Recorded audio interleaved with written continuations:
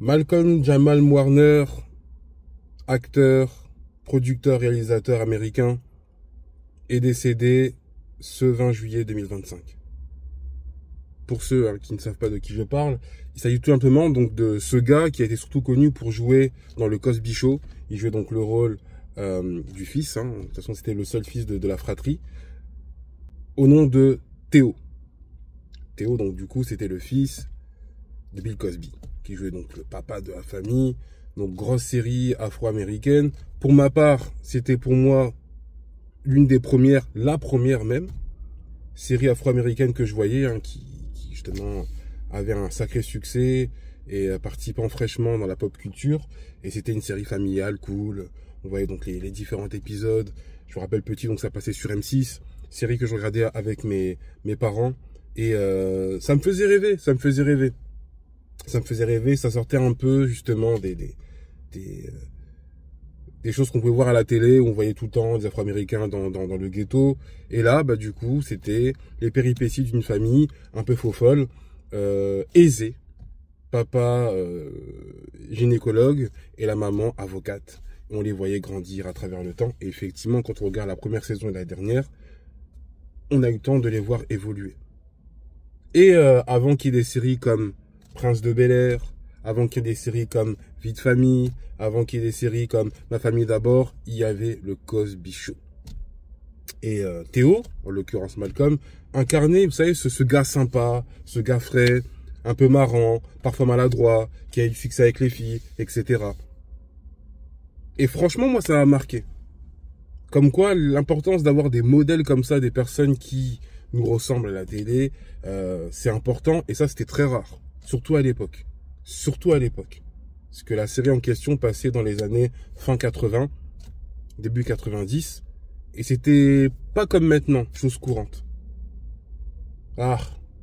Et puis, il faut se rappeler également que ce que j'aimais dans cette série, le Cosby Show, c'était les génériques.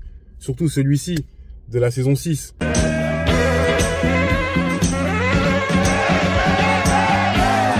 J'ai dit, waouh, quelle classe, quelle élégance. Je me disais, oui, quand je serai grand, j'essaierai d'être pareil également. Voilà, d'être frais, présentable, etc. De pouvoir impacter. Non, moi, ils m'ont fait rêver. Franchement, ils m'ont fait rêver. Ils m'ont fait rêver. Donc, bien évidemment, il y a une pluie de prises de parole, d'hommages à travers les acteurs et autres, etc. Des personnes qui l'auraient fréquenté. Et c'est fort. Là, on se rend vraiment compte que dans la sphère, justement, publique, même, j'aurais dire, afro-américaine, il était vraiment impactant. Vraiment impactant. J'ai vu des hommages de Chris Tucker, j'ai vu des prises de parole de Jaleel White, celui qui incarne le rôle de Steve Urkel. Former child actor that my mother even let me go out with late at night past 11 p.m.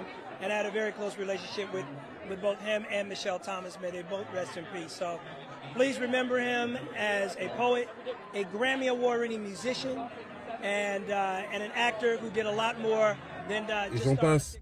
Darius également McCloughy qui incarnait le rôle d'Eddie. Vous voyez, c'est un peu tout ça.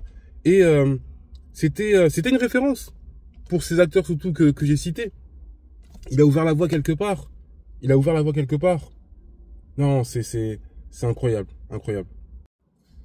Donc, par sa disparition, c'est également toute une génération en fait, qui est en deuil, en réalité. Je me rappelle également que parfois on pouvait avoir des petits clins d'œil dans les différentes séries, autres séries par la suite. Et il était apparu dans un épisode, la saison 2, épisode 9 du Prince de Bel-Air, où il incarnait le rôle du petit ami d'Hilary.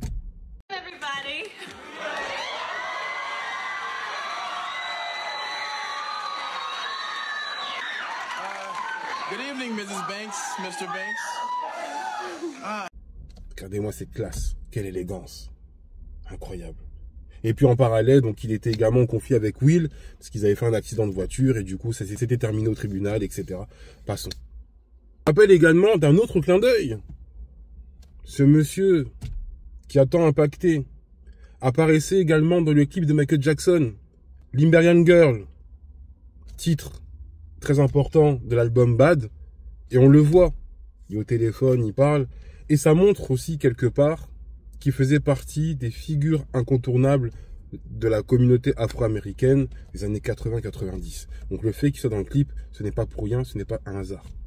I'm afraid to open the doors around here. Quand on se rappelle que c'était vraiment toute la crème de la crème qui apparaissait à ce moment-là dans ce chef-d'œuvre de Michael Jackson. Incroyable. En tout cas, je pense que ça va me pousser à de nouveau regarder le Cosby Show, ou du moins toutes les œuvres qu'il a effectuées, toutes les séries ou apparitions de films, etc. Ouais, c'est un gros coup de nostalgie. Franchement, pour ma part, c'est vraiment un gros coup de nostalgie. Et sans penser véritablement à tous ses proches, tous ses anciens collègues, toutes les personnes qui étaient également dans cette série Cosby Show, qui doivent être vraiment très, très, très tristes. Waouh. Donc il nous quitte comme ça. C'est vraiment tragique.